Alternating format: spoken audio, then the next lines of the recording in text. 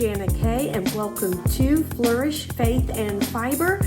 And this is my Boujee Crochet Wearables series, and this is episode number 14. So I'm so glad to have you all with me.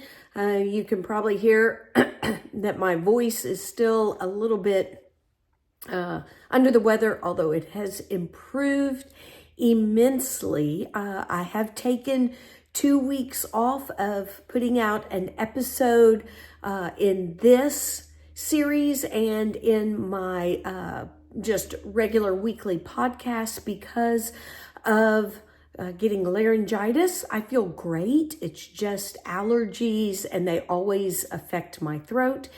And also, just to let you all know, I know many have been praying for my family as we have gone through some really difficult times with my in-laws. My father-in-law did pass away, and we were in Texas for the funeral last week. And so I do appreciate very much your thoughts, your prayers, especially for my husband, his brother and sister, and of course his mom as well. But we are back in Tennessee. My voice is better, and I have got, I was going to say some progress to share with you, but actually this episode is my thoughts on frogging. So I had gotten pretty far on the back panel of my oversized sweater by Olga Poltava that I have been working on. And then I got to looking at it and thinking, I am not sure that it is going to actually be oversized. It was looking like it was going to fit, not tight, but definitely not the oversized kind of sweater that I was hoping for.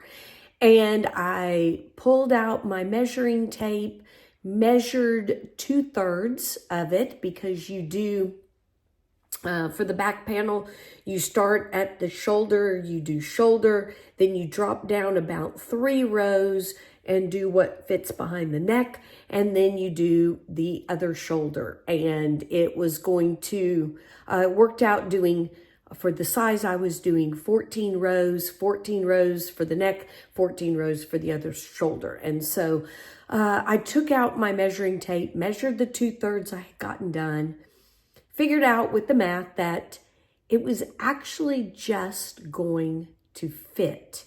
Maybe with a little bit of negative ease to at least 0 ease. There wasn't going to be any positive ease at all. And I pulled out 2 of my sweaters in my wardrobe. One is a store-bought sweater that is definitely oversized on me, but I absolutely love to wear it when I just want to throw on something to keep me warm. If I go out into the cooler weather, or if I'm where there's air conditioning, it fits over anything that I am wearing, and I love it. I love the style. I love the way it fits, being oversized. So I pulled that one out, and I pulled out a sweater that I had made from MJ at MJ's Off the Hook Designs. And this sweater actually is pretty form-fitting. It's probably got maybe at most an inch of positive ease. So 0 to an inch works really well over a strappy top for when, because of the holes, when it's not quite cold but cool. And this one is, if I can hold them both up together, is quite a bit smaller, quite a bit less ease. I don't know if you can see the difference than the store-bought one that I really like. Yeah, quite a bit less ease. And the oversized sweater was actually a little bit smaller when I laid it on top than the sweater by MJ that I had crocheted, the granny sweater. And so I knew that I wasn't going to be pleased, and really debated, well, maybe I'll be okay if it fits a little snug and wear strappy tops underneath it. But I really wanted it to be an oversized sweater. So with much thought and debate, I frogged back to the end of the shoulder part in order to go up to the large, extra large size. So it comes in small, medium, one size, large, extra large is the second size, and 2X, 3XL as the third size, so 3 sizes. And I decided to add the 2 extra rows. So I will add 2 extra rows to one shoulder, to the middle where you drop down for the back of the neck, and 2 extra rows to the other shoulder. So in a sense, I'm adding 6 extra rows, which means that I don't have as much to show you for this episode. So it almost looks like in 2 weeks, I really didn't get much done.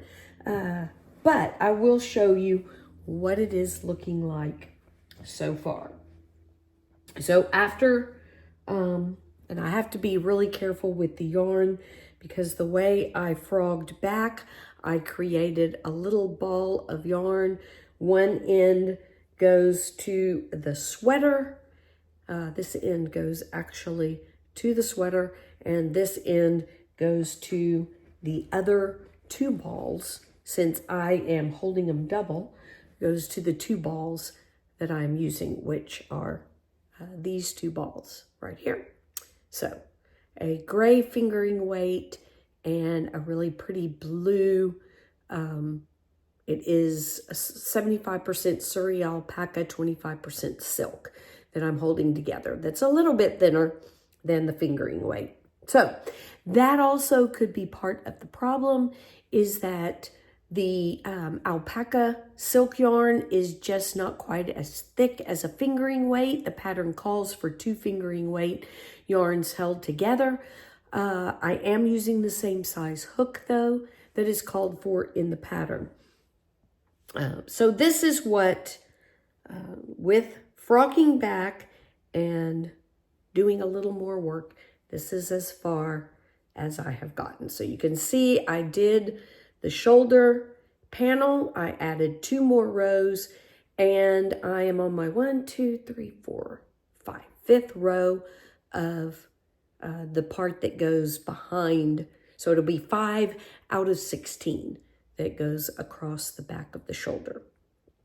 I did not change the length. It is still the small medium length. It is going to come out to be fairly cropped, but I will definitely wear a strappy top. I really do that quite often, even with thicker sweaters. The sweater I have on right now, I have a strappy top on underneath because I don't really, unless I tuck it in the front, I don't really tuck in my sweaters, and I just like to have that added warmth around the waistband of my pants or jeans. And so I do like to wear, in the winter, strappy tops under my sweaters. And so, yeah, so this is as far as I've gotten. That is the fabric that is being created. I really, really love it. And I think I will be happier making the bigger size. I will say the pattern does not have a gauge information. So I couldn't look back. I couldn't do a gauge swatch originally. Couldn't look back at my gauge and see if, or compare it to a gauge and see what was happening. So I just decided to go up for the number of rows. So it's going across, you make rows vertically. So I decided to go up the number of rows, not the number of stitches for the length, if that makes any sense at all. So that is the progress I have made so far with frogging back, ripping back a little bit. And I was watching a video. It is, the channel is called Breathing Yarn, and the young lady's name is Isabella. It is her channel.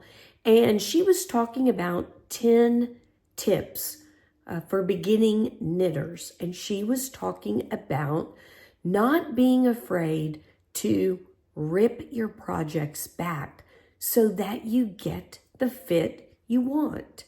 And she was saying to her, that is a great tip, great advice for beginning knitters, is to go ahead.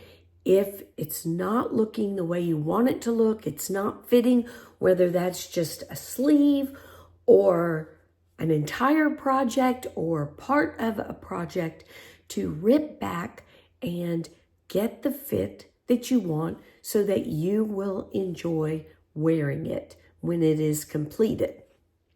And that is funny to listen to that beforehand and decide, hey, I'm going to frog back, because she's right. If I'm going to enjoy wearing it, yes, I could probably wear it if it was not oversized and it was more fitted. But what I'm looking for is oversized. What I'm hoping for, what I really want, is an oversized sweater. And I will be more happy if I frog or rip it back. As you can hear, my voice is getting tired.